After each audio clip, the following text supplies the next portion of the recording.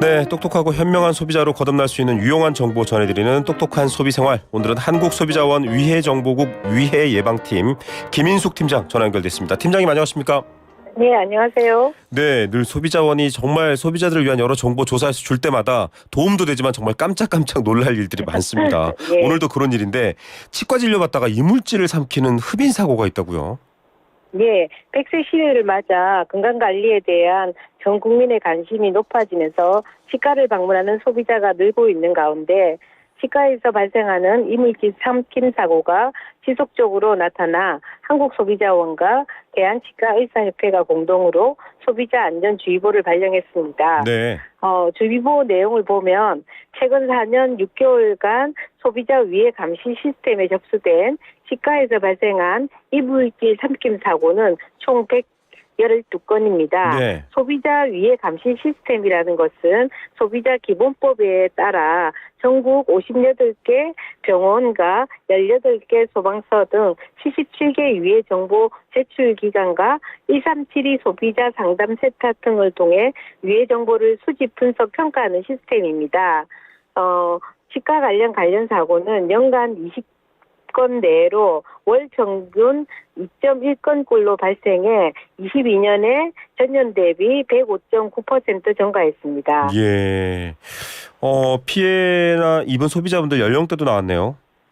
예, 연령대별로 살펴보면 60대가 29건으로 가장 많았고, 이어서 70대가 27건, 80세 이상 19건, 50대가 16건으로 60대에서 90대 고령자가 67.9%로 대부분임을 알 수 있습니다. 네.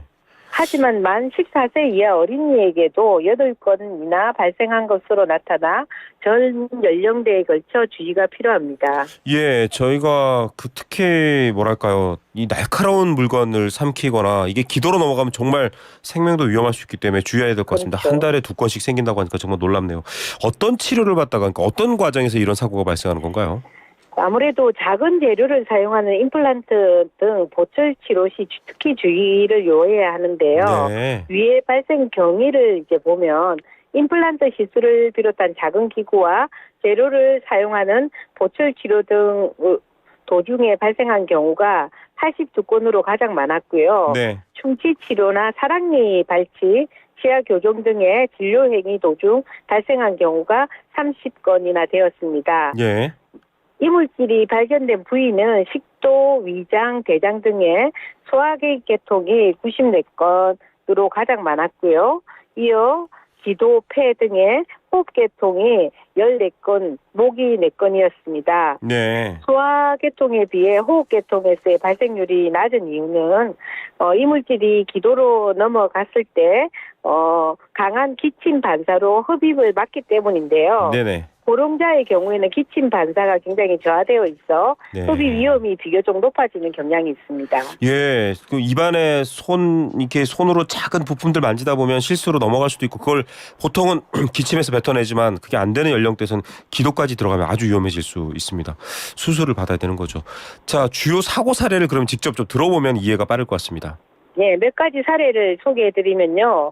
73세 소비자가 치과 임플란트 시술 도중에 나사 구조물이 기도를 넘어가 이물 제거를 위해 병원 진료를 받았고요. 네. 32세 소비자는 치과 진료실에서 사랑니를 발치하던 중에 침을 이제 섹션 하다가 섹션 팁을 삼켜 병원 진료를 받았습니다. 네네. 네, 또한 77세 소비자는 치과 진료 중에 5mm 크기의 치아 보철물을 삼켜 이물감으로 병원 진료를 받았고, 예. 66세 소비자는 치과 진료 중에 임플란트 구조물이 목으로 넘어가 병원에서 내시경 진료를 받았습니다. 참 안 아프기 위해서 치과 병원을 갔는데 다시 또 병원을 가야 되는 황당한 상황이 생길 수 있습니다. 정말 주의해야 될 것 같은데, 주의하려면 어떤 것들 좀 알아두면 좋을까요?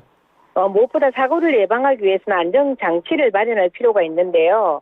대한치과의사협회 관계자는 이물질 삼킴 사고는 구강 내에 레버댐이라고 고무로 된 막이 있습니다. 네. 그 레버댐이나 거즈 등을 활용해서 예방을 할 수 있으나 환자의 상태나 시술 종류에 따라 해당 방법의 적용이 어려울 수도 있거든요. 네. 하여 시술 전 의료진과 상세한 상담을 권한다고 밝혔습니다. 예. 또한 소비자원과 취업은 치과 이물질 삼킴 흡인 사고 예방을 위해서 의료진에게는 고령 환자 진료 시에는 특히 주의가 필요합니다. 네. 러버댐, 거즈 활용 등의 예방법을 적극 활용해야 하고 입으로 들어간 이물질을 바로 제거할 수 있도록 흡인기를 준비할 필요가 있습니다. 네네. 아울러 소비자께서는 불안감이 높거나 코로 하는 호흡이 어려운 환자는 미리 의료진에게 말을 좀 해줄 필요가 있고요. 네. 치료 중에 갑자기 움직이는 행위는 사고를 일으킬 수가 있기 때문에 서로 불편함을 느낄 시에 손을 든다든지 의료진과 소통할 수 있도록 해야겠습니다. 예, 사고가 나지 않는 게 제일 중요하기 때문에 여러분 뭐 치과 진료 가면 다 얘기합니다. 아프시면 왼손 드세요 이렇게 얘기하는데 그렇게 얘기하시고 삼키지 않도록 또 소비자들도 주의하셔야 된다라는 거 꼭 알아주시면 좋겠습니다. 오늘 말씀 잘 들었습니다. 예, 감사합니다. 네, 한국소비자원 위해정보국 위해예방팀 김인숙 팀장이었습니다.